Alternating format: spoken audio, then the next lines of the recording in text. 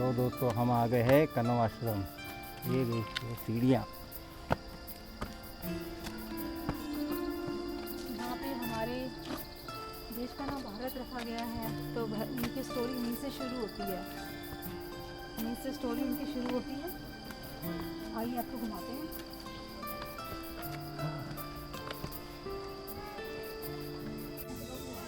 कणाश्वर चक्रवर्ती सम्राट भरत की जन्मस्थली समुद्र के उत्तर में तथा हिम से ढके पर्वतों से के दक्षिण में स्थित वो भूभाग है जहाँ राजा भरत के वंशज निवास करते हैं। हिमालय की अनंत पर्वतीय श्रृंखलाओं में शिवालिक पर्वत श्रेणियों से उदित पवित्र मालिनी नदी के तट पर स्थित कण्वाश्रम एक विश्वविख्यात आध्यात्मिक तथा बौद्धिक केंद्र था, जहाँ 10 सहस्त्र विद्यार्थी कुलपति कण्व के मार्गदर्शन में शिक्षा ग्रहण करते थे। कण्वाश्रम का वर्णन भारत के प्राचीन ग्रंथों, पुराणों, महाभारत तथा इस देश में जन्मे सबसे महान कवि तथा नाट्यकार महाकवि कालिदास की रचनाओं में जीवांत मिलता है।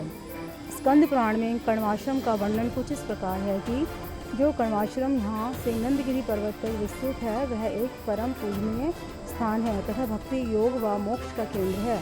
वहाँ संपूर्ण लोक में विख्यात महातेजस्वी कण्व ऋषि का आश्रम है, जहाँ अपना शीश नमन कर सुख और शांति प्राप्त होती है। यह वही स्थान है जहाँ राजा दुष्यंत का महर्षि कण्व की पाल्य पुत्री शकुंतला से परिचय होता है।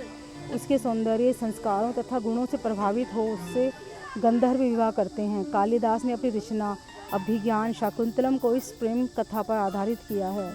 राजा दुष्यंत तथा शकुंतला के पुत्र थे भरत, जिनका जन्म महाभारत के युद्ध से कई वर्ष पूर्व कणाश्रम में हुआ था, जिनके नाम से इस देश को भारतवर्ष कहते हैं। चक्रवर्ती सम्राट भरत ने सर्वप्रथम इस विशाल भूखंड को एकीकृत कर एक महान राष्ट्र की स्थापना कर उस पर कई वर्षों तक राज किया। यह विष्णु पुराण में